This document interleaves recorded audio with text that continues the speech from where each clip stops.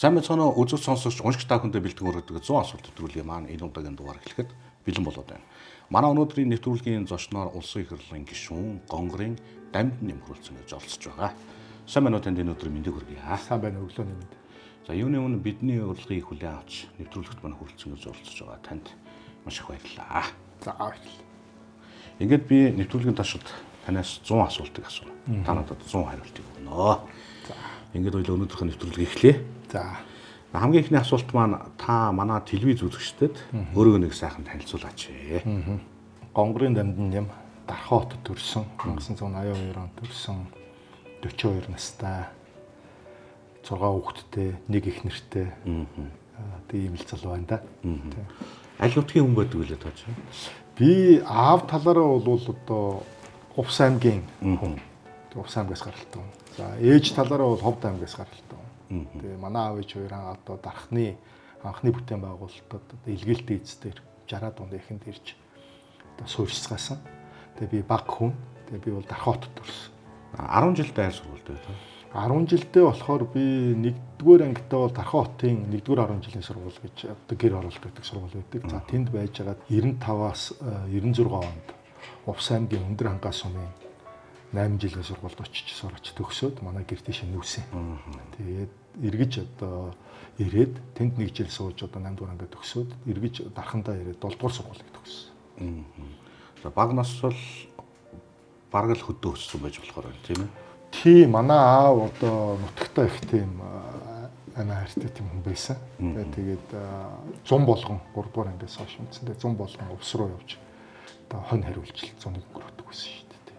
Өдөр нь ахуйтай бол айтаахан ойрхон л байгаа. Тийм ойрхон байлгүй яах вэ? Тийм би ч одоо 10-р ангид төгсөөд хөссөн сургуульд орч чадаагүй. Тэгээд 1 жил өнжсөн.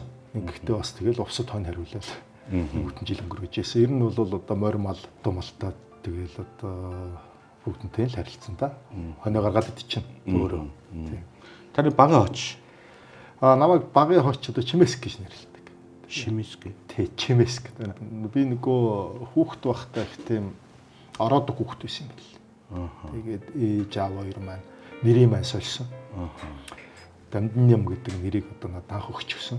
Тэгээд миний том ахыг Дамжин хүү гэдэг, дараачийн ахыг Ням сүрэн гэдэг үсэн. Тэгээд ах маань өөд болцсон л доо. Миний ах намайг 7-р ангид байхдаа өөд болчихсон.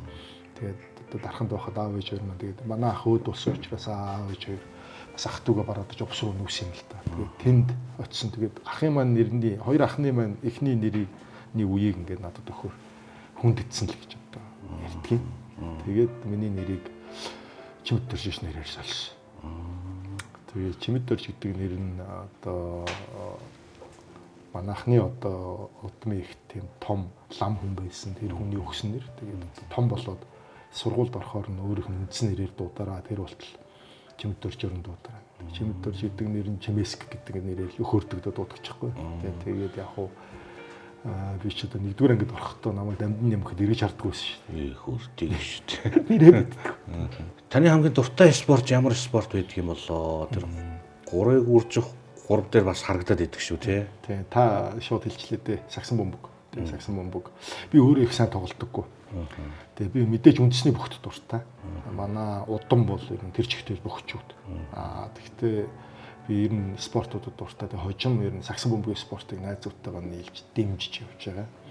Тэгээд сагсан бөмбөгийн 3 харьцах 3 төрлөөр одоо миний найзуудтайгаа хамт үүсгэн байгуулсан эмэгтэйчүүдийн одоо анхны мэрэгжлийн баг байдаг. Улаанбаатар Амазонс гэж. Энэ багийг 18 оны сүүлээс эхлээд одоо болтол дэмжиж явж байна.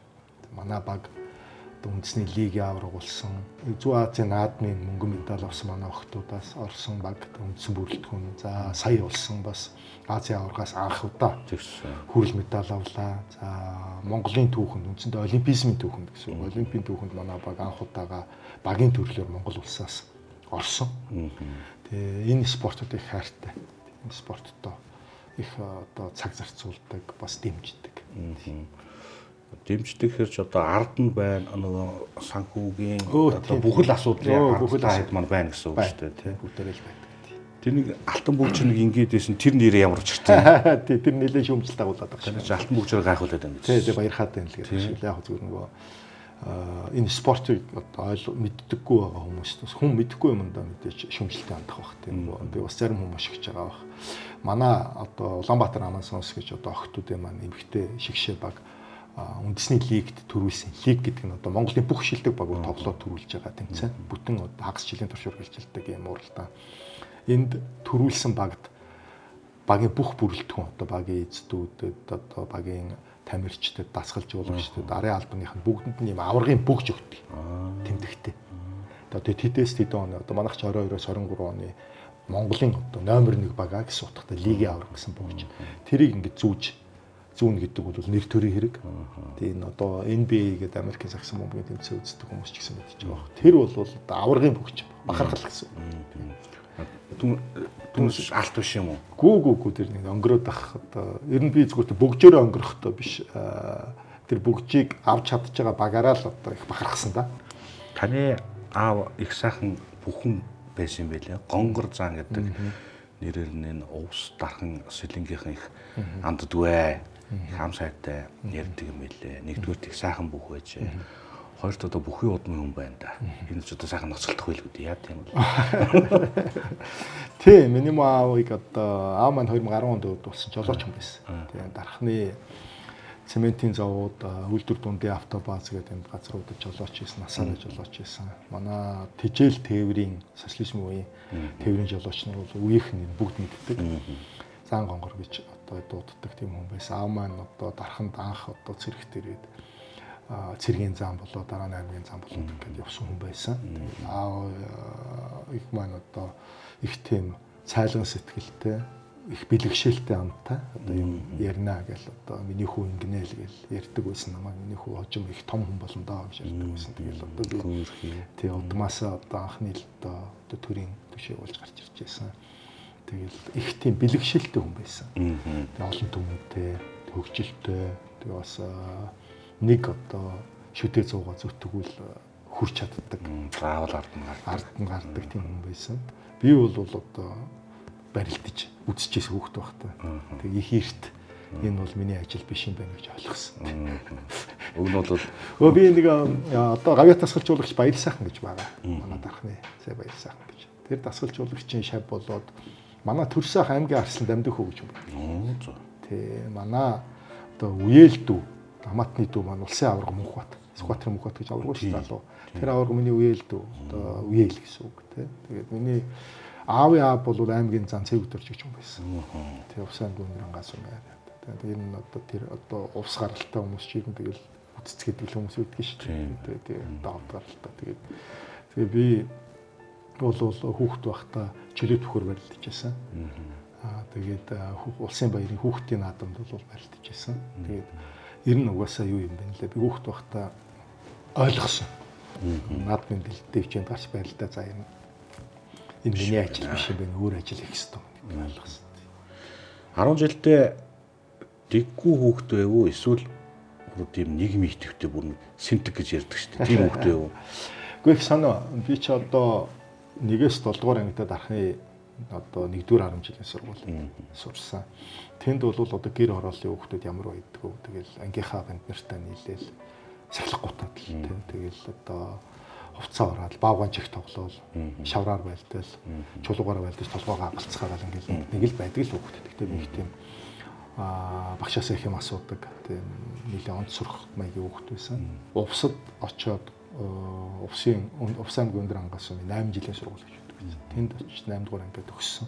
Хотод явж исэн хүүхд чи гів гэнт тэнд очоод ийм үстэй дээл өмсөд Монгол гутал өмсөд тэгээд ангидаа ингээд хичээлээ бичгээр бал нь хөлдөөд тийм хагасаа өдөр болохоор төлөө хөрөөдөд нөгөөтгөө хагалж одоо бүтэн 7 хоногийнхоо хэрэгцээг ангийнхаа хэрэгцээг хангаад тэгээд гэрийн даалгавраа хийгээгүй хичээл таарах юм бол нойтоо мод авчирч ангийнхаа зуух руу хийгээд ангиа нийл утаа болгоо цонхлуулаад яг уу тэгээд явна те. Орчин бол амар солигдчихсэн байна шүү дээ.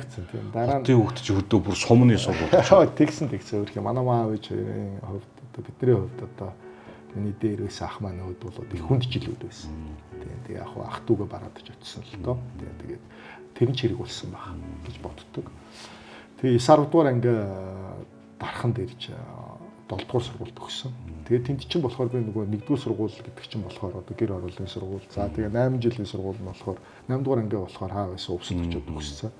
7 дугаар сургууль болохоор одоо Шим дархны сургууль гэж одоо үндсэндээ яриа одоо дархны хотч гэсэн тийм одоо гоё харагдаад байна. Тэгээд одоо нөгөө манай ангийнхан сургуулийнхан бас Увсаа гэж дуудаж дооглоо. Тэгээд жоохон тийм маягтай. Гэхдээ одоо бүгдээрээ сайхан найзуудтай хүүхэд байх юм чинь тэгээд тийм байдаг үсэн тэгэл 9-10 дугаар ангид бол их даруухан онц сурдаг тийм хүүхэд байсан шүү дээ. Яг хаахтар тийм сахилгагүй мундаг тийм байгаагүй. За тэгээд 10 жилээ төгсөөд аль сургуульд оров? 10 жилээ төгсөөд би конкурс өгсөн. Уг нь одоо Монгол Улсын их сургуулийн хууль зүйн сургуульд орох зорилготой. Хуульч болохгүй. Тэгээд тэгсэн яг миний урд дуур улаан шугамдаас байна. Багш их сургуульд орох болов. Тэгээд хүний хөв зөө их сони юм байна лээ. Тэгээ би чинь сургуулаа голдог Баатар болоод багш сургуулаа юу? Тий. За. Тэгээд шууд увс руу яваад хонь хариулаа. Бүтэн жил. Аав ээж хоёрт. Тий. 1 жил үнс. Өөрийгөө залхан зэрлүүлж байгаа. Өөрийгөө залхан зэрлүүлж. Уг нь цэрэгт явчих гэж утсан. Тэгээ нөгөө цэрэг татлаг дууссан байсан. Тэгэхээр за тэгвэл доо. Би угныг хонд сурч байсан юм шүү дээ. Аав ээж хоёр маань их итгэжсэн. Айгүй одоо өөртөө сэтгэл дундуур байсан. Ингээд дараагийн жил болтол нь гүрийж байгаа. Тэгээд увсад хонь хариулж байгаа. Тэгээ конкурсээс нэг 2 сарын өмнө ирээд тэгээд манай энэ хороололт байсан юм а бид нэг ах ч хоёртойгоо нэг айлын хажуугаар өршлээд тэгээд нэг ажилд хүлээсэн болж байгаа бол давтлага хийж байгаа. Тэгээд дахиад шалгалт өгсөн чи дахиад багш их сурах. Дараа жил дахиад конкурс хийж байгаа юм байна. Дахиад конкурс. Тэгээд дахиад орсон. За. Тэгээ одоо хувьцаа нэгэн тийш ор гэдэг юм чи орно шүү дээ. Гэхдээ би одоо бол тэрэндээ маш их баярлалаа. Угаасаа зурсан зургийн тэр байсан юм. Юуны анги? Нийгэм судлал эрх зүйн гэж. За. Тийм маш их сургуульд эрх зүйн анги анх нэгдэжсэн үе. Тэгээд тэнд ороод тэгэл тэндээ ороод оюутны холбооныхын дарга нь болоод оюутны үйл ажиллагаанд оролцоод Монголын оюутны холбоонд ороод ингээд цаашаага одоо энэ Монгол Ардын намын дэрэгдэх оюутны холбоор ороод ингээд зам шулуудаа явчихсан. Нилээ нийгмийн идэвхтэй оюутан байсан. Өө их идэвхтэй байсан. Сүхбаатарын толгойд холон жагсаал хийжсэн баха. Таны боловсролын зэрэг. Миний боловсролын зэрэг одоо би Монгол Улсын боловсролын их сургуулиуд намайг элсэж орж явах үед багш их сургууль байсан. Одоо боловсролын их сургууль болсон. Энэ сургуулиас улс төр судлаар магистрийн зэрэг хамгаалсан. Дараа нь Канада улсын British Columbia их сургууль гэж дэлхийн хамгийн шилдэг их сургуулиудын нэг байгаа. За уулуурхаан чиглэлээр бол хамгийн мундаг нь. За энэ сургуульд мастера хийсэн, докторийн одоо сургалтаа бүтэн дуусгацсан байгаа. Одоо хамгаалалт үлдсэн байна. Тэгээ би одоо кандидат гэдэг юм да. Докторийн зэрэг хамгаалах гориглогч болсон явж байгаа гэсэн үг. Тэгэхээр яг аль бие усны хамгийн төгсгөлийн авцсан нь бол магистр гэсэн үг л дээ. Тийм 2 магистртай. Уулуурхаан чиглэлийн мэргэжилтэй хүн байна шүү дээ. Нэг нь багш, нөгөөх нь уулуурхаан. Тийм байна. Таны саний ярьдаг нөгөө Канада сургууль гэдэг байна шүү дээ. Энэ чинь нөгөө боловсролын зээлийн сантай холбоотой сургууль нь мөн үү? Мөн билгүй хөө? Мөн. Таны нөгөө докторийн зэрэгээ хүртэл боловсролын зээлийн сангаас авсан байна гэдэг байна шүү дээ. Гэхдээ нэг ийм болсон юм. Би нэгдүгürt бол тэр худлаа мэдээлэл. За. Тэр худлаа мэдээлэл. Тэр сургууль бол жишээ нь докторт бол төлбөр авдаг. Тий. Доктор тэрвээ хүн элсэж орж байгаа бол судалгааны одоо сан байгаа учраас профессорт нь судалгааны сан байгаа учраас оруулдаг. Тэг яг нэг төлбөр маягийн юм би их бага. Тэгээ тэрийг нь шууд тэр судалгааны сангаас нь төлдөг гэсэн үг. Минийх бол тийм л байсан. Элсэж орно гэдэг бол. За боловсролын зээлийн сан нэгэн асуусан тэрийг бас хэлчихье гэж бодож чинь зүгээр. Би 2012 онд нөгөө манай одоо миний Монгол Ардын ам одоо миний одоо байгаа нам би чинь намд 24 жил болж шүү дээ 2000 оноос хойш. Тэгээ энэ нам ялагдсан 12.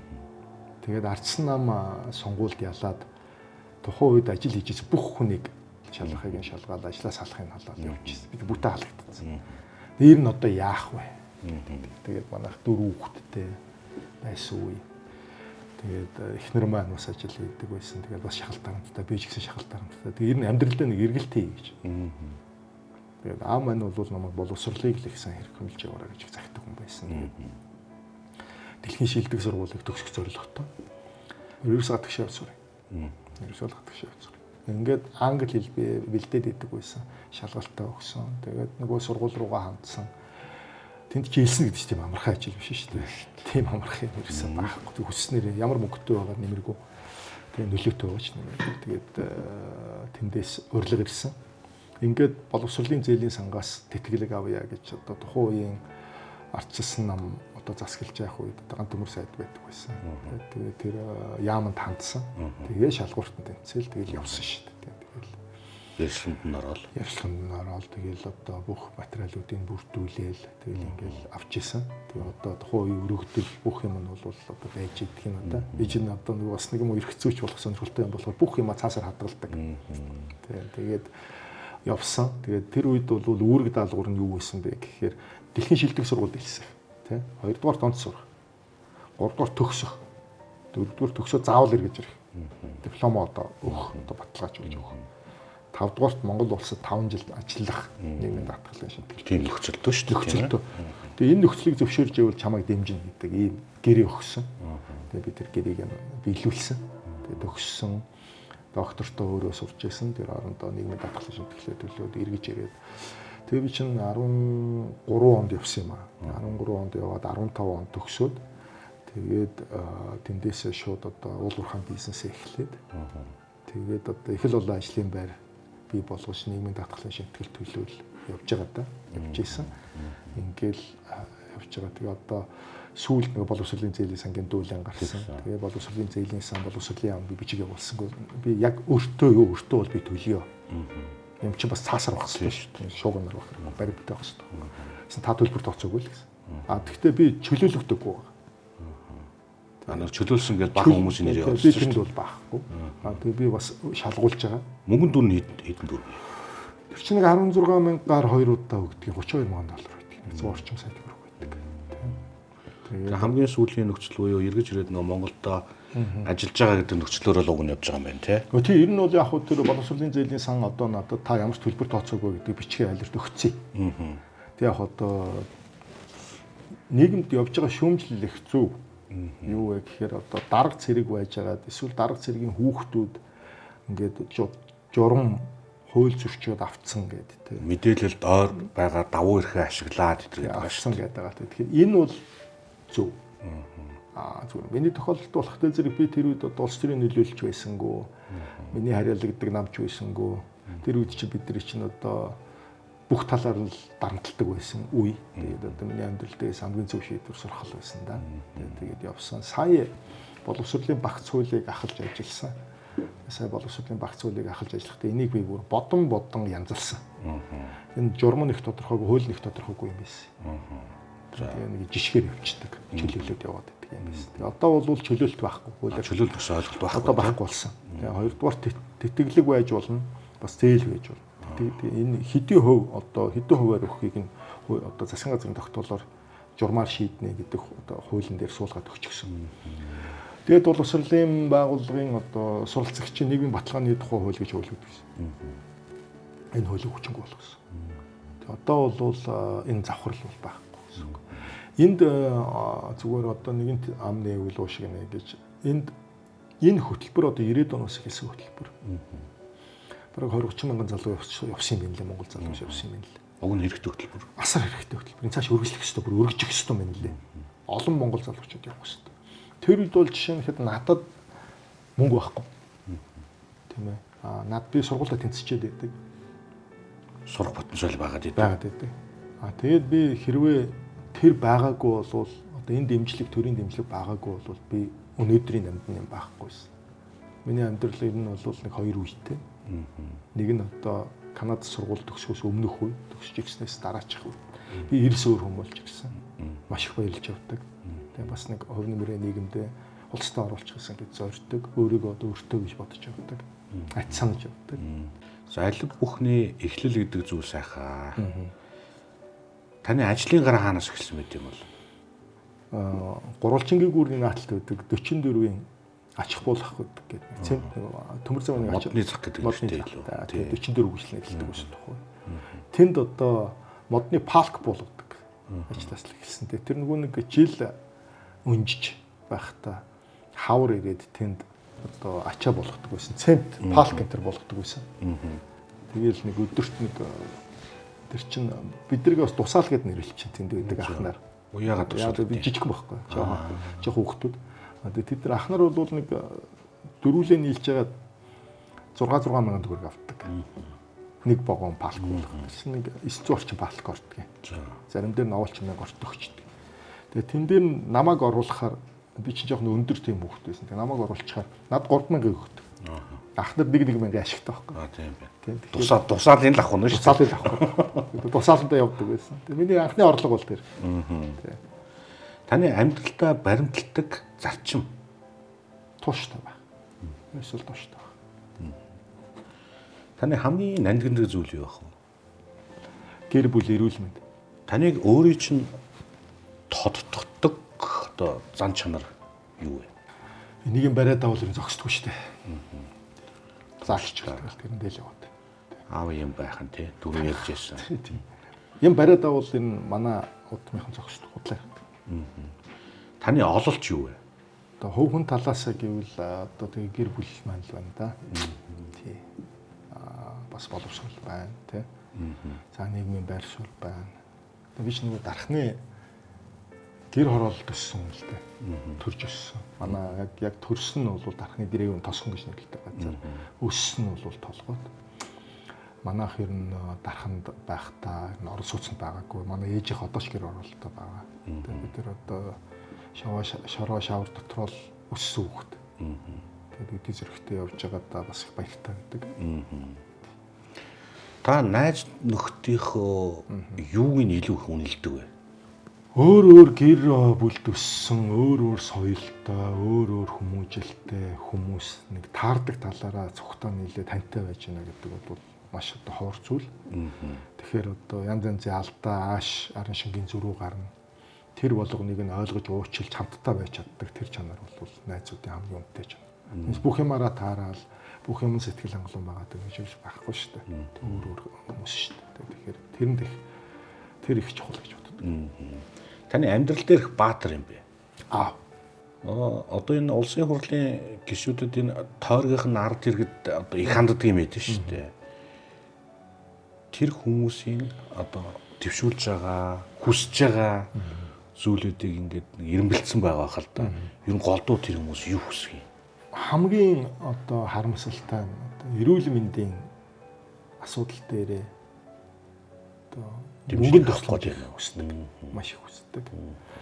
Тэгээ энэ дээр нь би бас жилдээ нэг удаа Бүгднайр Солонгос улсаас одоо сайн дурын эмчнэр авчирч томоохон хэмжээний үзлэг онцлогоо зохион байгуулад жилд нэг хүнийг үн төлбөргүйгээр Бүгднайр Солонгос улсад авч бүрэн эмчлүүлдэг. Ийм ажил хийдэг. Тэгээ тэр эмчнэр маань ирээд бас эм тарааж өгдөг. Тэгээ манай дарханчууд бас энэ сэтгэл хангалуун хүлээлттэй байдаг ийм ажил болцсон байна. Өнгөрсөн жил манай дархан сумын инхтөр гэж залуу 2 түнхэн ингээд бүр явж чадахгүй болцсон байсан хүн. Солонгос руу очиж бүтэн үе солиулж 2 түнхээ солиулж чадсан. Одоо таяггүй болцсон явж. Эрүүл мэндийн асуудал их чухал байдаг бахан дээ тийм ээ. Тэглээ хоёрхан баян эрүүл мэнд те хүн болгонд юм шүү дээ те. Хоёрт нь юу бах юм? Хоёрт нь хамгийн их ирдэг гуйлт бол боловсролын асуудал байдаг. Ингэж сургуульд орох шээ, тэгсэн, энэ дээр туслаачаад дэмжиж. Тэгээ энийг нь бол би ер нь харж байгаад тэр боловсролын ерөнхий хууль, боловсролын багц зүйлийг батлуулахдаа ер нь одоо шалгуур хангасан хүүхдүүдийг бол ер нь бүгднгийн төр даачдаг байя. Тэгээд их сургууль сурж байгаа хүүхдүүдийн тоог бууруулад онц сурах чадвартай хүүхдүүдийг нь бол одоо боломжийн хэмжээг даачдаг байя гэдэг ийм хуулийн зохицуултыг бол хийсэн. Сургуулийн төрийн сангийн дэмжлэг тэтгэлгээ болдог. Улс төрч бол өөрөөсөө гаргаж өгöd байгаас илүүтэй хууль эрх зүйн орчноор л туслах хэрэгтэй шүү дээ, тийм. Түүнээс би ямар хувьтай тойрогтой, хувийн сонгогчтой болж болохгүй байхгүй. Тийм шүү дээ, тийм. Тийм учраас нэгэнт одоо нийгмийн асуудал, эрүүл мэндийн асуудал байна. Нэгэнт нийгмийн асуудал бол боловсролын асуудал байна. Нэгэнт нийгмийн асуудал бол дархны зам байна, тийм. Дараачийн асуудал бол амар том асуудал дархны зам. Эрүүл мэндийн асуудал дээр нэхэд энэ 2024 онд Дархуул аймагт 6 эмнэлэг баригдана. 4 өрхийн эмнэлгийн шинэ байр баригдана. Дархны анагаахын сургууль гэж би энэ сургуулийн дэргэд судалгаа шинжилгээний эмнэлэг баригдана. За нэг нь бол одоо 3 дугаар зэрэглэлийн буюу Улаанбаатар хотын 1 2 3 дугаар эмнэлэг биш үү тийм 1 2 дугаар эмнэлэг тийм. Энэ одоо сайд нарын 2 өдр гэдэг эднэрийн төвшний хамгийн дээд төвшний гэсэн үг. Энэ том эмнэлгүүдтэй дүүцэх хэмжээний анх удаа Улаанбаатар хотоос өөр газар баригдах ийм одоо 3 дугаар зэрэглэлийн имлэг Европын зэргийн босгол төгслийн банкны санхүүжилтээр дарханд баригдахаар шавд авигдчихлаа. Энэ баригд. Одоо чи бүс болчлоо шүү дээ. Хойд бүсийн иргэд төвийн бүх иргэд очиж үйлчлүүлэх бололцоотой юм л. Тэгээ нөгөө том имлэггүй учраас л бүгд л одоо наашаа явна шүү дээ. Харьяалаа нөгөө 13 А гэдэг зүйлээ аваад л тийм ээ. Тэгэхээр энэ төвлөлийг сааруулах их том бодлого болох хэрэгтэй. Таагүй өдрүүдэд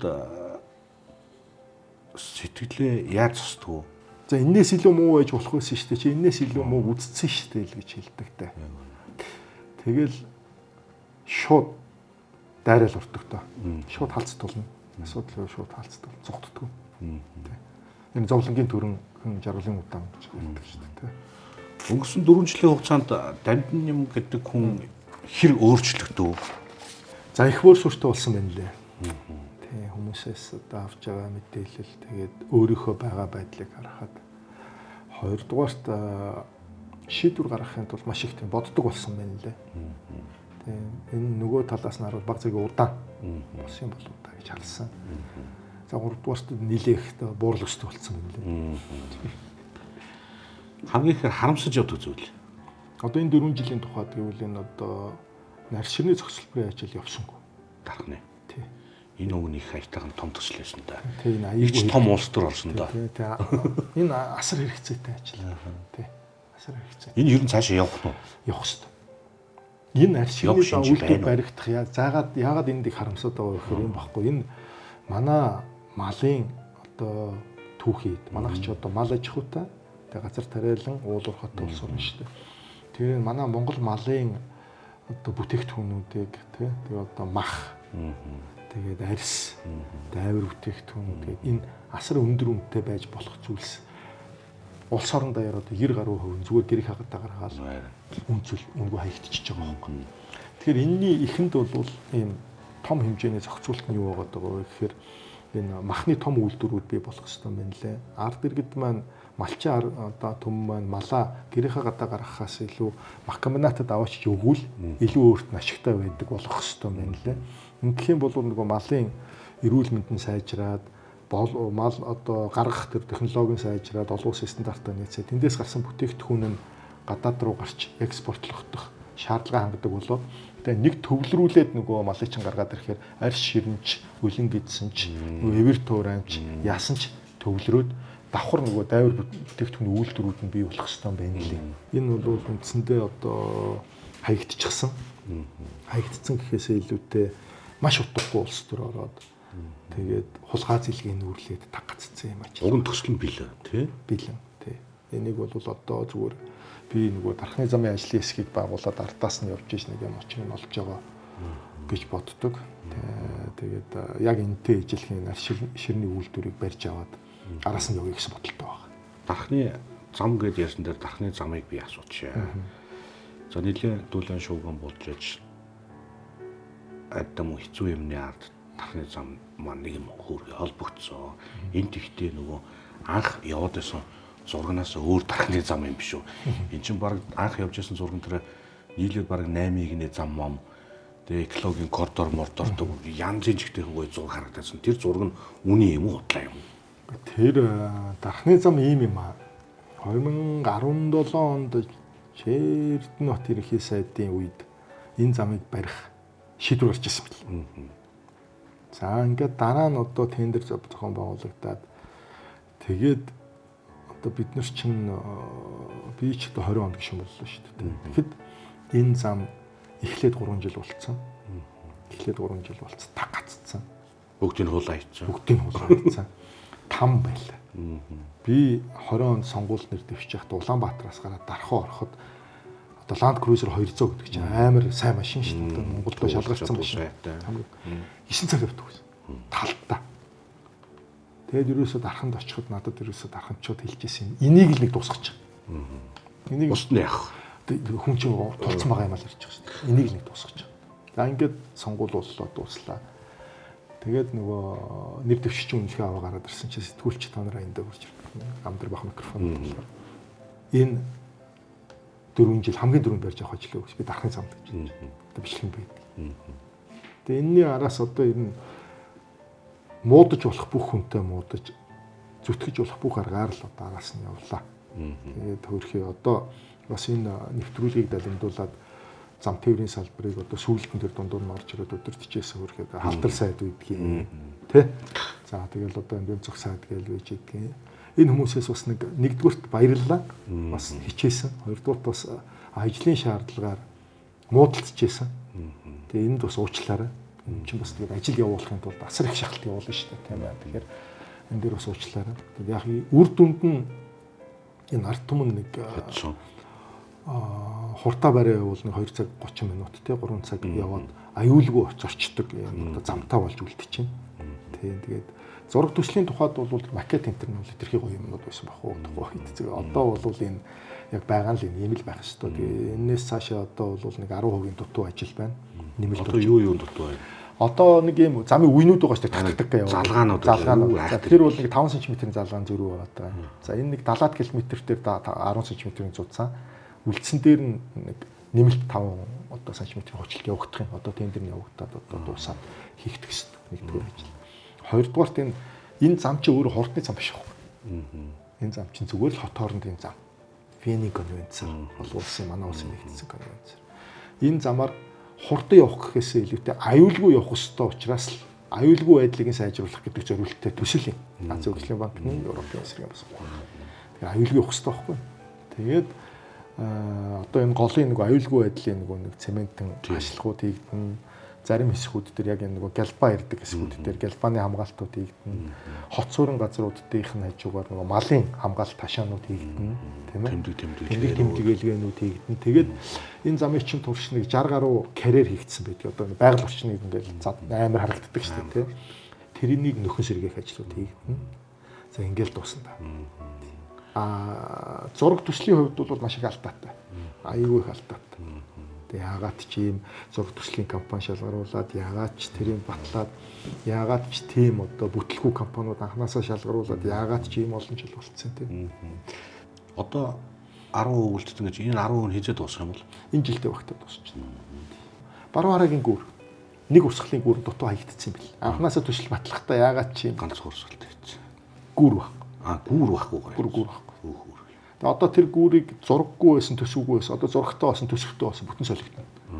Ингээд дуусна. За болчихсон.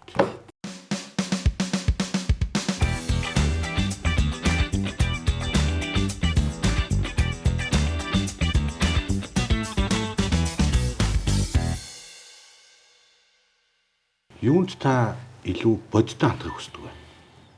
Шийдвэр гаргахад. Залуучууд сумбах. Тэгээд одоо бас үүрдэг хариуцлагын ч бас гайгүй байсан болов их эмоцор шийдвэр гаргадаг байсан. Одоо бол ер нь маш хариуцлагатай ханддаг болсон доо. Таны муу зуршил юу вэ? Юмнаас барьж аваад салдаггүй хүн чинь ингээд бас ихтүүлчих гэдэг. Ямиг ихтүүлчих гэдэг. Араас нь гэцдэг. Хүн залхаагаад уурын нүргээ өстөйгөө лай болгочих гээд. Тэр бол жоохон муу зуршил. Хэр хинхийг та байсан одоо гайгүй болсон. Дандаа хинхийг өгөөд хэлчихсэн тийм ээ. Таны хийжсэн зүйлүүдээс хамгийн галзуу зүйл юу вэ? Одоо англи хэлийг боловсролын хуулинд оруулж батлуулахын тулд бүх дэлхий миний эсрэг байхад л нүдэ нэдэг зогсцсон л доо. За дөрөвнөөс хойш та боловсролын багц болондаа л цугс юм орж ирээд байна. Одоо нэг дуулцаа сууж байгаа боловсролын багц болон дээр асуунаа. Ялангуяа тэр англи хэл. Англи хэлэн дээр ч за одоо дайн болсон доо. Миний хүүхд сурахгүй, чиний хүүхд сурахгүй, яхаараа дөнгөж нэгдүгээр ангид орж байгаа нь ялах хүүхд англи хэл сурдгийг гэдэг одоо бөө юм болсон, нэгэн тэмцэж л үүний ард гарах шиг болсон тоо. Яг тухайн үед бодит байдал ямар байсан бэ? За ингэсэн юм аа. Монгол Улсын засгийн газраас өргөн барьсан төсөл дээр англи хэл бол боловсролын үндсэн гадаад хэл ингээ ороод ирсэн. За ингээд улсын хурлын нэгдүгээр хэлцүүлэг бүлгийн хурлаар орлоо. Ямар ч асуудал байсангүй. Тийм ээ. Дараа нь нэг анх тур хэлцүүлэг байнгын оргоор орлоо ямар ч асуудал байсангүй. Анх тур хэлцүүлэг чуулганаар орлоо ямар ч асуудал байсангүй. Үндсэндээ тэгээд эцэл хэлцүүлэг орох гэж байгаа байхгүй. Улсын хурлын чуулганы тухайд дэгэн тухай хуулиар чинь анх тур хэлцүүлэгээр дэмжигдсэн байгаа саналыг унгаахын тулд 75% саналаар унгаадаг байхгүй. Эцэл хэлцүүлэг дээр айгүй өндөр босгохтой болчихдог. Эхнийх бол 51% шүү дээ. Дараачийн хэлцүүлэг бол 75% байхгүй. Үндсэндээ батлагчлаа гэж сэтгэл амар явж байгаа шүү дээ. Ажлын хэсэг ахалж байгаа юм. Гэвгээ нэтэл банга орон дээр бужигнаал явуулсан. Зөв. Тэгэл нэг хэсэг гişүүдээ маань надад цаанаас янзаар шахаж дарамтласаар хагаал эсрэг санал өгвөл марцсан. Тэгээ миний нөгөө нэг ардаасаа харамлдаг англи хэл гэж үйд юм уу те ахиу боломжийг бити хамруулад байгаа ч та нар гэж нэг бөөндөлөө болсон үгүй шүү дээ. Тэгээ хэлсэн. Үнэхээр гол зурж байсан. Гомдоод байдаг байсан. Аюу хэцүү цаг үе байсан.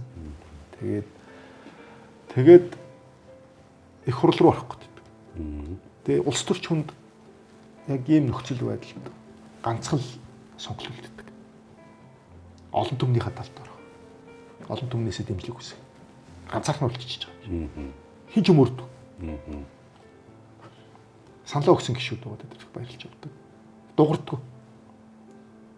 За ингээд бужигнуудад эхэлсэн чинь намын бүлгийнхаа хурлаар ороо. Намын бүлгийн хурал дээр эсрэг санал гарна. Улс төр хийлээ болчих гэдэг. Гүг би энэ хийх ёстой шүү дээ. Улс төрхөөс илүүтэй энэ улс үндэстний монголчуудын үр хөвгтүүд хөдөөгийн суманд байгаа. Төв аймгийн Эрдэнэ суманд байгаа. Эсвэл одоо Төв Баян замдгүй ямар нэг сум те. Сэлэнгэ аймгийн одоо Альт сум байдгийн тийм ээ. Мандал сум, Сүхбаатар сум, Цагаан нуур сум, тэгээ Зэлтэр. Тэр суманд сууж байгаа хүүхэд 5 дугаар ангиас англи хэл үзсэн. 7 хоногт 2 цаг шүү дээ. Улаанбаатарт байгаа одоо сургалт өндөр төлбөртэй сургууль 1-р ангиас 7 хоногт 4 цаг үзсэн. Ингээ 12 жил үзээд нөгөөх нь 5 дугаар ангиас үзээд ингээ 12 дугаар ангиад өгсөн 2 хүүхэд. Тэгээд олон улсын нөгөө боловсролын нөгөө зээлийн сан манд өрсөлдөй нөгөө хэл авдаг. Хэн авах вэ? Тийм шүү дээ. Хот хүүхэд л авах шүү дээ. Тэ эсвэл одоо мөнгөтэй ингээ байнга давтлага хэлгэжсэн хүүхэд л авна шүү дээ. Анханасаа хүүхдүүдийг гараагийн тэгш биш байхгүй. Аюу шодрог бас байхгүй. Би өөрөө улс төрч энэ улсын хууль тогтоогчийн хувьд хамгийн их хичээж бодож явдаг юм юу гэхээр би өөрөө ааманд жодооч ээжмэнд тоогооч би гэр хороолт өссөн. Би англи хэлийг 30 настайд үзэж эхэлсэн. Надад 30 хүрчээж боломж олдож байгаа. Би ямар хэцүүг нь мэднэ. Ямар шодрог бусыг нь аягүй сайн мэднэ. Тэ? Миний урдуур ямар их боломжуудыг шүүрж явж ирснийг би харж байна. Тэгэхээр чи одоо өөрөө энэ өндөрлөгт ирсэн бол бусдад боломж өгөлт. Чи мэдчихэж байгаа юм. Би яг тийм л хатуу итгэл юм шилтэй байсан. Замын засч өгөл дөө тийм ээ. Засч өгөл тийм. Тэгэл би яг энийг ч хэлсэн. Уучлаарай би үгүй гэж чадахгүй. Алуулаад. Нэр дэвшүүлэхгүйс ч болно. Тэ? Ямар хариуцлага үүдээ. Намаас өгнө мэдгүй. Намайг өөрсдөө шийдэ. Гэхдээ би Монгол Улсын их хурлын гишүүн ард түмний дуу хоолойг илэрхийлэх одоо үүрэгтэй. Би энд хатуу итгэж байна. Тэгээ би хүмүүс тэгш боломж олгомоор байна. За ингээд хурал хуралдаж болдог. Тэгэл баг нүдүүлсэн тэ. Нилээс өгөөжлөлт болох. Өө их юм болсон. Тэгээд олон түмний дэмжлэг надад хэрэгтэй болсон. Илэрхийлсэн. Олон түмэн маш сайн дэмжсэн. Тэгэл нэг юм давж гарсан ба. Тэр бол айгүй галзуу үйлдэл шүү дээ. Эргээд одоо харж хахад тэр улдан эсэргүүцэлтийн цаана яг юу байсан бол гэж одоо таардаг уу? Маш товчхонд бол хэлээ. Хилж болох болохгүй их олон шалтгаан байна. Хилж болох нь. Хилж болох нь бол яг хуу манай одоо монгол хэлний, орос хэлний ч гэдэг юм уу те нэг хэсэг бүлэг хүмүүс өөрсдийнх нь одоо цаг ч гэдэг мэдэхгүй. Зүгээр миний бодлоор зүгээр жоохон улс төр хийх сонирхолтой хүмүүс л орж ирсэн болов уу гэж бодсон. Тань ер нь нийтэд нь маш товчхон хэллээ. Нийтэд нь хэлэхэд бол хэлж болохоос илүүтэй болохгүй шалтгаан их байсан. Тийм шүү дээ. Тий. Тэгэхээр бүгд ойлгож байгаа гэж бодож байна. Тэгвэл таны сэтгэлийг хамгийн ихээр зовоодог зүйл юу? Тэг хүн заа гэж хэлчихэд нөгөөтгөө биелүүлж чадахгүй болохоор шаналаад байна. Заа гэж хэлэхгүй бол болдгоо. Гэхдээ яг хуу тэгээ одоо заагаа их багасгасан шүү дээ. Тэгээ ингээд хүнд нэг юм заа гэж хэлчихэд тэрийг хийж чадахгүй болохоор шаналаад байдаг. Та өөрийнхөө хайртай дотны хин нэгээ аврахын, туслахын тулд хууль зөрчиж чадах уу? Тэгээ хариуцлага үйл энэ. Нэр хүнд гэдэг зүйлийг тодорхойлооч та. Чиний талаар хүмүүсийн нийтлэг нэг төсөөлөл гэж ойлгож байна.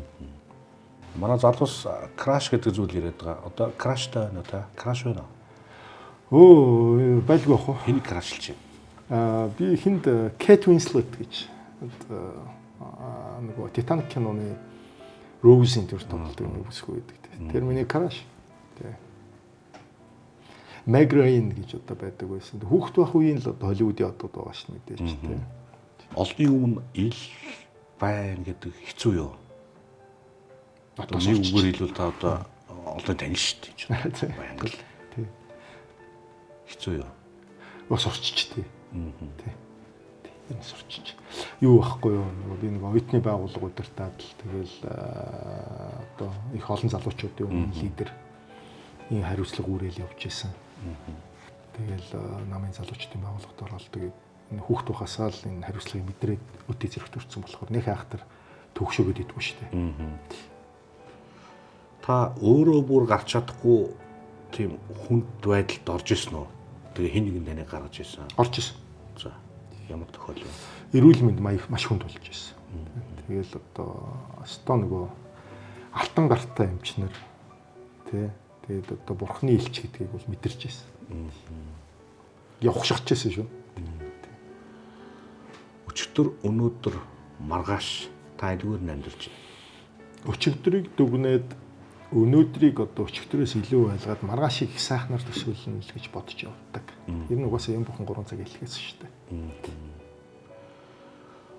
Маргаашийн талаар танд хэн нэгнээс одоо асууж мэдэх боломж байвал та юу асуух вэ? Бодит биш зүйлд айхтар итгэдэггүй дээ. Тийм боломж юм сайхан юм байна. Сайхан л бай. Бүгдийг асууж байна. Бас л асуучмаар шүү дээ. Бүгдийг асууж байна шүү дээ. Бүгдийг л асуучмаар байна. Тэгэхээр зүгээр маргаашийг төсөөлж болно. Маргаашийг ямар байлгахыг бэлдэж болно өөрөө. Тэ. Одоо зөв хариулт авахын тулд зөв асуудаг шүү дээ. Тэрний шиг өөрөө маргаашаас юм асуумаар байгаа бол өнөөдрөө л нэг айтайхан байлгах тухай бодох хэрэгтэй байна. Хүний ямар зан чанарт хамгийн дургүй бай та? Худалч. Үгүй яддаг. Хэлэхтэн. Үгүй яддаг. Та өөрийнхөө хийсэн ямар зүйлээр илүү их бахархдаг вэ? Яг улсын хурлын гишүүний хувьд бол ажилтайгаа л холбоол яриад та. Яг энэ боловсролын багц зүйлийг батлуулж чадсан та маш их бахархалтай байдаг. Одоо бол сайн муу нэг харагдахгүй баг. Яг сайн юмнууд би багш нарыг бол алсар сайн дэмжсэн, залтууд орсон. Хөдөө орон нутгийн боловсролыг ялгааг дэмжсэн залтууд. Англи хэл бол түүхэнд үлдэн дээр л гэж би боддог. Эцэг нэг өдөр наваад урсах ба. Одоо хууль тогтоох дээр байгууллагад ажиллаж байна та. Ер нь энэ улс төрч хүн гэж ямар байх ёстой? Олон нийтийн дуу хоолойг илэрхийлдэг. Чамааг сонгосон ард түмэн юу хүсэж байгааг хэлж чаддаг тийм л хүн байх ёстой. Тийм ч учраас би тэр нэг чуулганы нээлтэн дээр no war гэдэг нэг тэмдэг барьж гарч ирж байсан шүү дээ. Яа тэгвэл энэ дэлхийн ертөнцид дайн байлдаа хэрэггүй, хүчтэй хүчгүйгээр дээрлэгдэх байдал хэрэггүй. Манай улсын ахуй амьдрал ч гэсэн энэ байлдаантай нөхцөл байдал нөлөөлж байгаа. Үнийн өсөлтөнд нөлөөлж байгаа. Импорт экспортод нөлөөлж байгаа. Тэгэхээр бидэрт яаж ч бодсон энэ дайн хэрэггүй байхгүй. Болж байгаа. Тэгэхээр манай ард түмэн бол энийг нийтээр илэрхийлж ийсэн гэж би боддог. Тэгээ тийм учраас бол би тэрийг илэрхийлсэн. Улс төрч хүний үндсэн ажил бол олон нийтийн хүсэл сонирхлыг илэрхийлэх. Яг л тэр одоо no war шиг, яг л тэр англи хэл шиг, яг л дархны зам шиг, яг л авилгал хороол шиг дуурдаг байх хэрэгтэй улс төрч юм бол. Миний хүсэл сонирхлоос илүүтэй хүмүүсийн үсээд байгаа би дуурдаг байх хэрэгтэй. Тэр төлөөлж шít, төлөөлөгч гэж нэрлэж шít. Өнгөрсөн 4 жилийн хугацаанд ямар хуулийн төсөл дээр ажиллаваа. За ойлгомжтой боловсролын багц зүйлийг бол мэдж байна, ойлгож байна. За Үүнээс гадна Үүнээс гадна одоо хамгийн их хичээж ажилласан хууль бол юу юм ба энэ үйлдвэр технологийн парк гэдэг хууль. Тэгээ манай бямцогт гişүүдэд өөрхөн барьсан байна. Тэгээ энэ яараас нь л явсан. Яг тэгвэл энэ ажлын байрыг нэлээд нэмэгдүүлэх зорилготой хууль юм байна. Тухайн нэг газар оронд одоо жишээ нь Дархан уул аймагт эрчимчсэн мал аж ахуй, хөдөө аж ахуйн чиглэлийн одоо үйлдвэр технологийн парк байгуулагдаад тэр байгуулна гэдэг нь одоо Монгол доторх офшор гэсэн үг. Өөрөлдвөл маш бага татвартайгаар эхний 5 жил одоо бараг татваргүй гэсэн. Тийм тэг байсан шүү дээ. Ахгүй гэж байсан тий. Дараагийн 5 жил 50% хөнгөлөлт. Ингээ 10 жилийн хугацаанд инкубаторт бизнесүүдийг боожуулж гаргаж ирээд тэнд нь хамгийн гол нь дарханчууд тий сэлэнгчүүд, төв аймагчууд, монголчууд ажиллах байхгүй, ажлын байр бий болох хэрэгтэй байхгүй. Үр ашиг нь тэр өөр. Тэгээ тэр татвараар авах гэдэг мөнгнөөсөө орж ирсэн мөнгийг нь халамжинд тарааж явахын оронд тэнд хүн ажил хийгээд цалин авчих хэрэгтэй. Төрийн хувьд сонголт нь тэр шүү дээ, тий. Үнгүүд хичээж яснаас ажил хийж яхах нь дээр байхгүй. Тэгэхээр тэнд хөнгөлт үзүүлэх хэрэгтэй. Энэ одоо хуулийг нэлээд зүтгүүлсэн тэгээд дэмжлэг авсангүй. Их тэр олон гой хөнгөлтүүд нь төсөл дээр байсан хөнгөлтүүд нь батлагдчих чаддаг. Тэр улс бүх дэд бүтцийн татаж өгнө гэдээсэн шүү дээ. Өөрсдийн зарлаа. Тэр нь орсон орж чадсан уу? Тэр нь орж байгаа. Тэр нь орсон. Нөгөө үйлдвэрлэгч маань үйлдвэрлэл хийхэд бол зөндөө олон тоног төхөөрөмж одоо гадаадаас авнаа. Тэрний гайлын татварын импортын татвараас чөлөөлнө, гайлын татвараас чөлөөлнө, нөөтөөс чөлөөлнө, орлогын албан татвараас чөлөөлнө, тэ бүх татвараас үндсэндээ төлөвлөж чинь гэсэн үг. Гол үүрэг нь ажлын байр бий болох байхгүй. Энэ бол аяйгүй хэрэгцээтэй төсөл юм байна. Газрын төлбөрөөс чөлөөлнө, тэ. Тэгээ цаашаа хөнгөлтүүд нь орсон юм байна, тийм ээ. Тий, зарим нь орсон. Зарим нь ороогүй. Орж чадаагүй нь. Орж чадаагүйнүүд нь одоо яг тэр гол татварын хөнгөлтүүд. Тэр гайлын юунаас орлогын албан татвараас тэгээ нөөтөөс аж ахуйн нэгжийн орлогын албан татвараас чөлөөлөх залтууд нь орж чадаагүй. Төсөл дээр байгаа. Гэхдээ энийг дахиж ярих хэрэгтэй бид.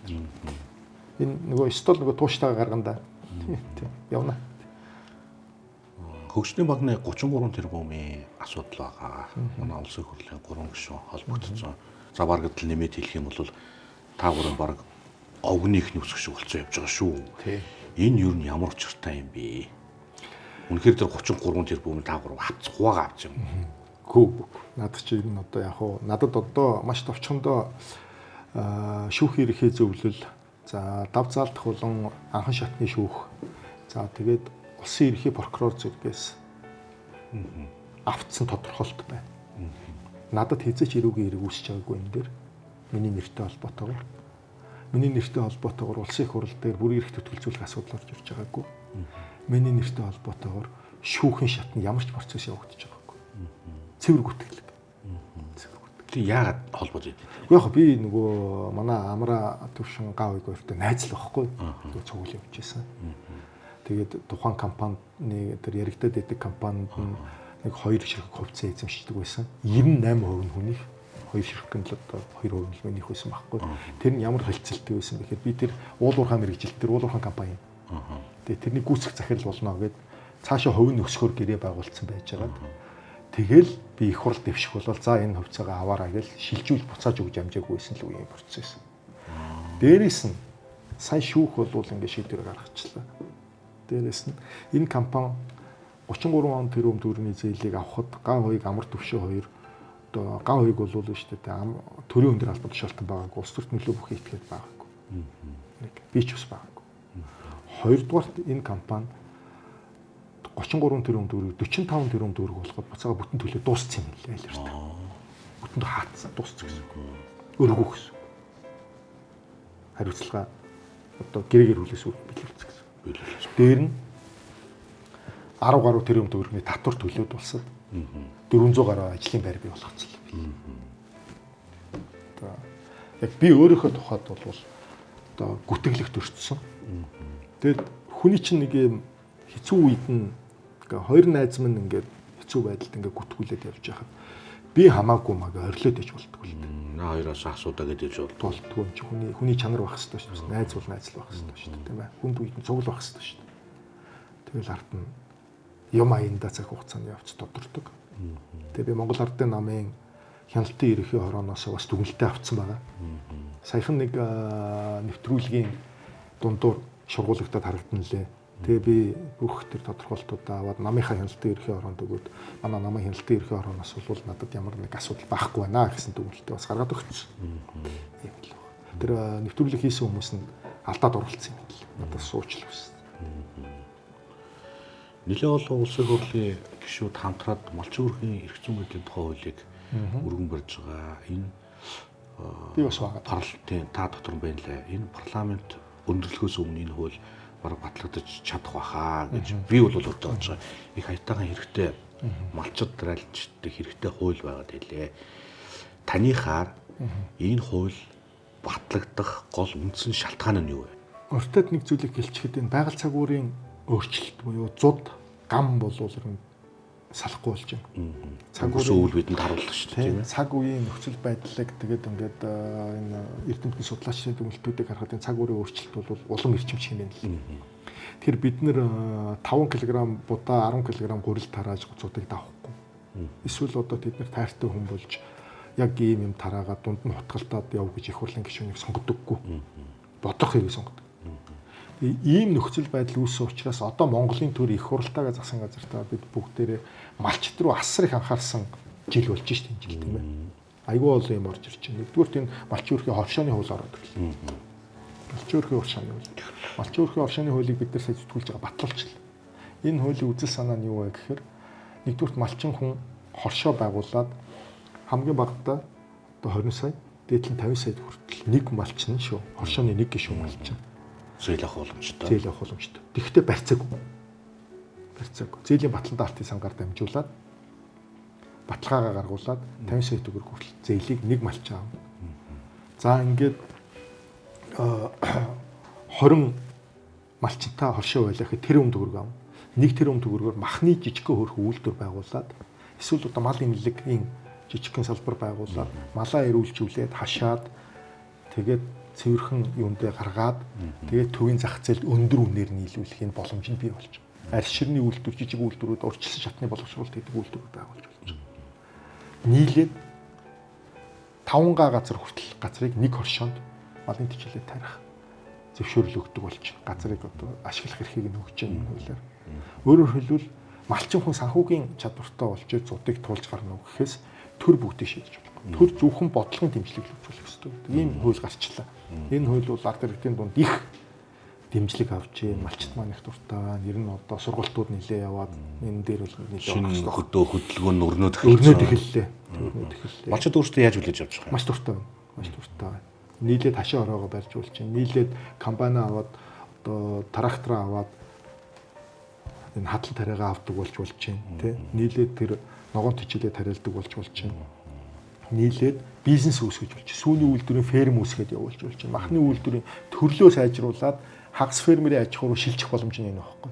Малчтыг малаа багсаг эрчимцэн мал аж ахуй руу шилжгээд шахаад нэмэргүй шүү дээ. Нэгдүгээр тэр хүмүүст мөнгө алга. Их усүр алга, зээл алга. Хоёрдугаар тэр хүмүүст мэдлэг нь алга. Тэгэхээр энэ малчин өрхийн оршооны тухай хууль бол уламжлалт мал аж ахуйг одоо байгалийн сөрөг нөлөөлөлөөс хамгаалах малчин өрхийн оршооны хууль гэдэг байгаа юм. Энэ хууль гарцсан учраас одоо малчид их усүртэй болсон. 36 сарын хугацаанд 6% хүүтэй жилийн тийм ээ. Тэгээд эхний нэг жилдээ хүүгийн төлөхгүй ийм хууль багхгүй зээл өгөхгүй төлөхгүй шүү дээ. Ийм зээл өгөхгүй. Тэгэхээр энэ 3 жилийн хугацаанд энэ малчид чинь бас одоо сургалтанд суугаад хоршоонгоороо яриад хамтдаа асуудлаа шийддэг эргүүл орох хэрэгтэй болчихдог. Энэ бол ерөөсөө нэг том эдийн засгийн хөш. Дараачих нь энэ малчин өрхийн эрх зүйн байдлын тухай. Малчин өрхийн эрх зүйн байдлын тухай бол суур шинэ хууль. Малчин хүний статус одоо байр суурь нийгэм тодорхойгүй. Малчин яг юу юм? Хаана том ярилцсан? Багхгүй. Тийм ээ. Хоёрдугаарт малчтын боловсрол гэж одоо авах юм бол. Тэнд тогтолцоо ал. Сая хуулиар бол зайн сургалтыг зөвшөөрөл орхилоо. Зайн сургалт гэдэг нь онлайн сургалт мөрөлт одоо гэртээ даалгавар аваад хийж болдог, хүүхдээ гэртээ суугаж болдог тийм. Энэ бол баруун байж л үүдэг тогтолцоо байхгүй. Австралийн малчин, Францын малчин бүгдээрээ л хийж байгаа шүү дээ. Америк, Канада бүгдээрээ хийж. Энийг нээж өгөл.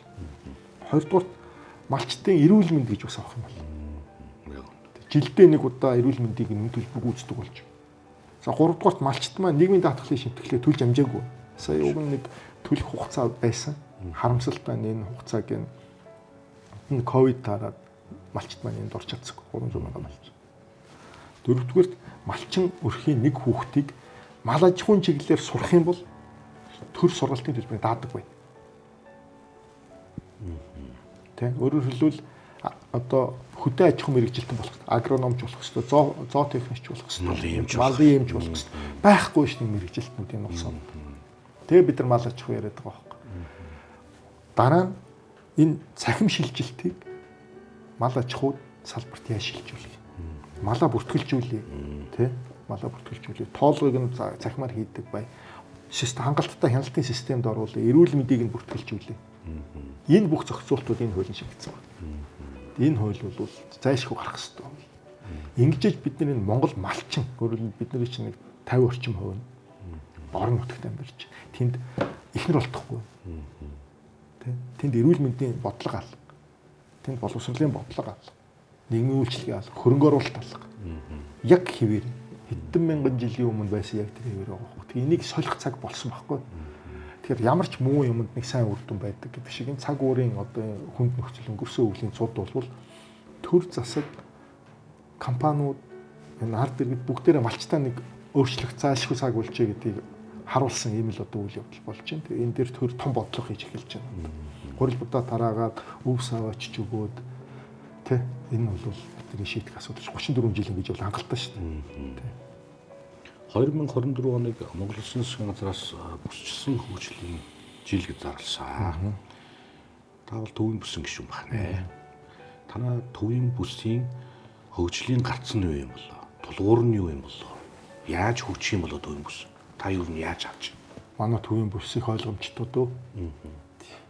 Манай Дархан хот гэдэг чинь өөрөө аж үйлдвэрийн хот юм. Анх байгуулагдсан зорилго нь тэр. Дархны хөрс иргэн тойр ерөөсө тэр жигтэй шохон чулуу барилгын материалын одоо хайрга дайрга биш бүгд байж байгаа. Ямар сандал одоо бурхантын хөндөө гэж нэрлэх үү? Яагаад бурхантын хөндөө гэж нэрлэдэг вэ гэж? Бурхан хийдэг шавар тэндээс гардаг байхгүй. Эсэм байна л. Ерөөсөө л барилгын материалын эх орон төр. Одоо байгалаараа байж байгаа. Тэгээ тэнд бол одоо энэ барилгын материалын үйлдвэрлэл босч ирсэн. Хууч угаасаа байсан. Цементийн үйлдвэр, силикат тоосхны үйлдвэр, тэ барилгын материал одоо ингээд бүгд байсан. Керамзитийн завод маа бүгд байсан. Энэ бүгдээрээ сэргэн аяанда сэргэж байна. Хоёрдугаар үр тарианы төв. Газар тариалангийн Монголын хамгийн том төв. Дархан сэлэнгийн бүс нутагт тэр чигт. Хамгийн том гурилан үйлдвэрүүд тэр бүс нутагт. Хамгийн том тариалангийн талбаанууд тэр бүс нутагт. Энийгээ төрөлжүүл. Төв аймгийн тухайд эрчимдсэн мал аж. Энэ хойтлын сумдаг ингээд хараад. Төв аймгийн Борнуур сум, Сэлэнг аймгийн Мандал сум, тэ? Төв аймгийн Жаргалант сум, Дархны Орхон сум. Эднэр биш үү юу гэж? Монголын сүв, төм сүнсний ногоо, луун, манжинг бүтэн хангадаг сум. Багхгүй. Дээр сайхан сангаж хүнүүд байсан. Тийм. Айл эрт өөрөө дүрээ олоо тогтцсон ийм газрууд. Одоо холболт хийх л асуудал баггүй. Тийм хүнд ажил биш. Хүнд ажил биш. Зөвхөн ганцхан сум л Улаанбаатарын сүмний 30% хангаж шин. Зөвхөн ганцхан сум Монголын төмсний 50% дангаараа хангаж шин. Нэг сум Монголын улуунгийн 30% дангаараа хангаж шин. Сэлэнгийн Шамар, Дархны Орхон сум, Монголын зүгийн Балт ирчигтэй тэнд. Бид нар зүгээр ингээд зохицуулалт л واخгүй. Дэмжлэг зохицуулалтууд хийлээ болоо. Кластерын хөгжил нь бэлэн байгаа. Тэр сумуудтай би сая одоо үндсэндээ нэг 2-3-7 хоног л одоо энэ шин 2 аймгаараа тойроод уулзалтыг явуулж угаасаа дата мэдээлэлүүд нь байгаа. Харахад кластер болоод алерт суурь олцгоцсон. Асар хөдөлмөрч хүмүүс. Асар хөдөлмөрч хүмүүс. Давуу тал нь тэр үү. Айгуу мундаг. Айгуу мундаг. Эдийн засгийн хувьд бол мундаг шүү. Одоо ажиллах хүчний дутагдaltaй байна. Техникчүүлэх хэрэгтэй байна. Зах зээлүүдийг хооронд нь холбох хэрэгтэй байна. Дархны зам маань ашиглалтанд орчлоо. Сэлэнгийн аймгийн Алтан булгаас гараад авхлаа. 3-4 цагийн дараа Улаанбаатарт буулгалаа. Тэ? Зүүн бүрэн, баруун бүрэн. Монголын Шивгооны одоо их хөлгийн нутаг тэнд байна. Ингээд сум болгонд өөрөө гой юм оролт юут. Өгөгдөлттэй. Тэ? Тэгэхээр бид нар бол энийг холбоот хийчин тэгээд нэг шинэ том цахилгаан станц хэрэгтэй болно. Манайд төмөрлөгийн үйлдвэр маань явна гэсэн үг. Тэгээд тэр арь ширний завуудаа байгуулчихна. Төвлөрсөн одоо ажиллах хүчний төв нь бол дарахад байгаа даа шүү дээ. Энийг хийх ёстой болно. Энэ бол ингээд урт хугацааны бодлогоо бид нар үгүй хардсан байна. Аль эрт хардсан байна. Энийг түлхэл яв. Тэр тариаланчид малчид хоёрын хооронд газрын асуудал айдаг хүндтэй. Нөгөө малчид маань тариан талбаар нь оруулчихна. Нөгөө тариаланчид маань нөгөө малын за зарим нэгж буудан шүү. Хашна, торгоно. Тэгээ энэ айхтар хүнд асуудлыг энэ саяны яриад байгаа энэ хуулиудаар ер нь зохицуулж чадчихэв үү? Ингэж байгаа. Ерөөсөө сая яриад байгаа хуулиудын чинь зорилго бол 1000 малаас гардаг ашиг шимийг 300 малаас гаргая гэх байхгүй. Би одоо өөрөө Канадад бараг 10 жил амьдэрсэн. Канад бол яг манайтай өвгдөлтөө юм аа. Яагаад би Канад явсан бэ гэхээр манайтай яг ижилхэн уур амьсгалын хувьд, хөршийн хувьд амар том зах зээл, Америк гэх зах зээл. Тэнд бүх юмаа зарж амьдардаг. Бид нар хятад гэх том зах зээл. Тэнд бүх юмаа зарж амьдардаг. Уул уурхай байна. Мал аж ахуй байна. Хөдөө аж ахуй. Яг ижилхэн. Нэг л илүү юм ба. Далайн аж ахуй. Тэ шүү дээ. Тэнд ойн аж ахуй байна. Манайд бас ойн аж ахуй байх ёстой. Тэр эсрэг гэсэн. Ер нь 47 дугаар үргэлдэг дээр байдаг баг. Тэгээ Канадууд бол юу хийдэг вэ гэхээр мал аж ахуй хуулиа ингээд ярьж чинь тийм. Канадууд бол ерөөсөө төвлөрүүлдэг. Малчт нь ингээд улс орон дээрээ ингээд байж идэг, тариаланчт нь байж идэг. Ерөөсөө фермерийн аж ахуй жижигхэн газраас асар том үр өгөөж байгаа. Асар том үр өгөөж байгаа. Би одоо өөрөө нөгөө очиод гадаад орнд очихоор нөгөө мах айгу амт мот өгдөг шин. Өөрөө би дуудлага худалдаан дээр сонь аваад тий $80, Канад $80 аваад өөрөө гаргаад төхөөрөд идэж байгаа шүү дээ. Амьд юу 345 кг. Яаж зөөнөх хэрэг юм том байдаг вэ? Үхэр, шүдлэн үхэр. Өөрөөр хэлбэл нэг 18 сартаа гэсэн үг тий шүдлэн үхэр. Тоон 400. Тэг манай том шар үхрээс том баг. Тийм шүү дээ. Тэр чинь өөрөө нөгөө сайн үр, сайн тэжээл, сайн малын имлэг. Тэ. Тэр аж ахуй чинь бий болох хэрэгтэй байхгүй юу? Тэг манай дархан сэлэнгэд бол та газар тариалан мал аж ахуй хоёр хоорондоо үзэлцээд байдаг асуудал. Тэгэхээр тэр битэл одоо манай дархны ширээн нуруу гэж газар байгаа 3000 айл иргэн Сэлэнгэ аймгийн нутаг дээр амьдарч байна. Сайхан сүм нутаг. Тэр хүмүүс нийгмийн үйлчлэг авч чадахгүй. Би дархны гишүүн тэр хүмүүсээ саналыг авдаг хүн шүү дээ. Зам тавиад өгмөр байна, гэрэлтүүлэг тавиад өгмөр байна, сөөхтөө болгоод юуны өрхийн имлэгтэй болгоод өгмөр байна. Цэцэрлэгтэй болгоод өгмөр байна, сургуультай болгоод өгмөр байна. Хөрөнгө оруулалтаа дархан дээр л төсвийн хуульч газар яг байрлал зааж тавигддаг байхгүй. Тэгээ Сэлэнгэ аймгийн сайхан сумны одоо тэр баригад гэдэг тавьчихсан зэрэг Сэлэнгийнхэн тэр төсвийг чинь аваа хийчихдээ. Яг үл чинь өөрсдийнх нь сонгогч биш учраас төсвөн томорч харагдаад байна шин. А би болохоор дархны одоо 2 дугаар огийн иргэдгээд төсөв тавьчихтай зэрэг хараа голынхоо нааталт барихаас унаарах болчихдог. Яг иргэдийнхээ донд очиж чаддаг. Одоо ингээ бүсчилчээр Сэлэнгийн гишүүд чинь манай муу дархны тэр 3000 хүнийг үзээд байгаа болчих шүү дээ. Ил үзээд байгаа болчих шүү дээ. Энэ аягүй зөв шилжилт байхгүй. Ийм л ба. Өнгөрсөн 4 жилийн хугацаанд тойрогтой буюу дарханд ямар ажил хийж амжуулваа. Нэгдүгээрт манай дархны одоо сургуулийн өмнөх боловсрал бол одоо улсад тэргүүлж байна. Сүүлийн 2 жил бол тэргүүлээд эхэллээ. Эрүүл мэндийн үйлчилгээ бол ил сайжирна сая би хэлсэн. 6 эмнэлэг баригдана 2024 онд. Бүх тоногт хөрөмжүүдийн шинжилж байна. Дарханд өнгөрсөн одоо жилүүдэд үндсэндээ 180 орчим километр зам тавигдсан байна лээ. Бүх сум суурин газрууд хатуу уучлалтай замаар холбочлоо. Хотын доторх бүх замуудаа шинчиллээ. Хотын доогуур явж байгаа бүх дэд үтсээ шинчиллээ. Цэвэрлэх байгууламжаа шинчиллээ. Дулааны станц нь бол хангалттай болсон байсан байна лээ. Ингээд одоо манайх нэмээд 30-аас 40 мянган хүн авахд ямар ч асуудалгүй. Даан. Харанхуй гудам байхгүй болсон манай дархан бүх гудамуд гэрэлтэй болсон. Нийтийн тээвэр бүрэн шийдэгдлээ. Нөгөө нэг Улаанбаатарын баба ногоон биш. Айгүй гоё эко ногоон автобуснуудтай болсон. Энд бол ерөнхий сайдтай их баярлж байгаа. иргэдийн уулзалтын дээр гарсан саналыг шууд шийдсэн. За дарахны маань бүх багш нар ерөнхий боловсролын сургуулийн өмнөх боловсролын багш нар маань одоо компьютерчж байна. Одоо бүрэн дуусна.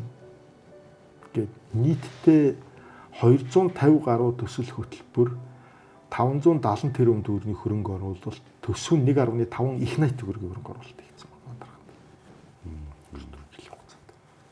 Багагийн Баттөмөр болдын Жавхлан гурийн Дамдын юм гэж одоо 3 гишүүний олж ирсэн мөнгө гэсэн үг.